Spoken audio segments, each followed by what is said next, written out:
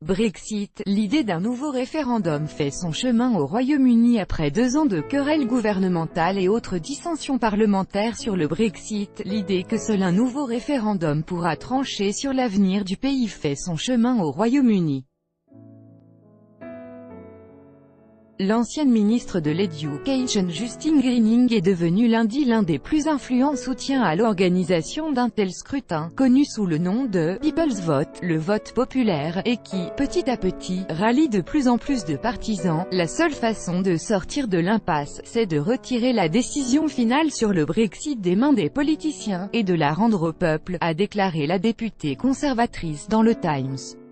Sa prise de position intervient après la publication par le gouvernement conservateur du plan de Chequers, une proposition visant à conserver des liens commerciaux étroits avec le continent après le Brexit prévu le 29 mars 2019. Ce projet a provoqué des démissions au sein du gouvernement et des menaces de rébellion parmi les députés eurosceptiques, faisant craindre à certains diplomates européens que Londres ne soit finalement jamais en mesure de conclure d'accord sur le divorce.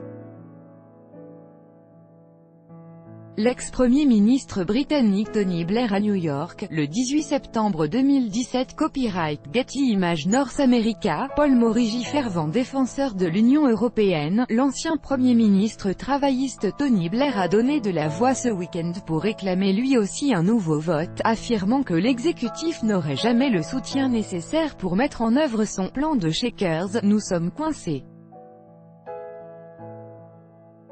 Dans n'importe quel monde rationnel, ce serait au peuple de prendre la décision, a-t-il souligné. L'idée d'un nouveau référendum, après celui du 23 juin 2016 qui avait décidé à 52% de la sortie de l'UE, est également soutenue par l'ancien Premier ministre conservateur John Major, par l'ancien vice-premier ministre Nick Clegg, un centriste, ou encore par l'ancien ministre des Affaires étrangères travailliste David Miliband. Changement dans l'opinion au-delà des prises de position, le mouvement en faveur d'un deuxième référendum s'organise, fin juin à Londres. Ce sont des dizaines de milliers de personnes qui ont manifesté pour demander un vote sur les conditions finales du retrait du Royaume-Uni de l'UE. En avril, 9 organisations pro-UE ont lancé une campagne commune pour promouvoir une nouvelle consultation qui, concrètement, proposerait soit d'accepter les orientations de Theresa May, soit de rester dans l'UE. Tony Blair et Justine Greening militent pour la présence d'une troisième option sur le bulletin, la possibilité de sortir de l'UE sans accord avec Bruxelles, une voie également défendue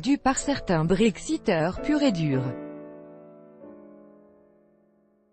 L'opposition travailliste, pas épargnée par les divisions sur le Brexit, a elle refusé jusqu'ici d'exclure un nouveau référendum, à l'inverse de Theresa May. En aucune circonstance, a encore insisté lundi le porte-parole de la première ministre. Un changement est en revanche perceptible dans l'opinion publique. Selon l'Institut YouGov, le pourcentage de personnes estimant que le Brexit n'était pas la bonne décision est maintenant plus élevé que celui des personnes qui pensent le contraire.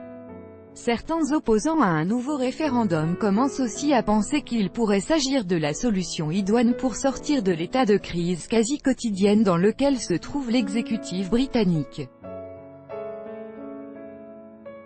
William Hague, figure influente des conservateurs, a mis en garde les eurosceptiques la semaine dernière en déclarant que cette solution deviendrait inévitable en cas de rébellion contre la première ministre. On en arrive au point où ils sont en train de mettre en danger tout ce qu'ils ont essayé d'obtenir, a-t-il dit sur la BBC, citant différents scénarios possibles pour la suite. Pas de Brexit, Brexit repoussé, indéfiniment, changement de gouvernement, deuxième référendum. L'un des plus ardents défenseurs du Brexit, Nigel Farage, ancien leader du parti europhobe UKIP, a lui-même évoqué un nouveau vote.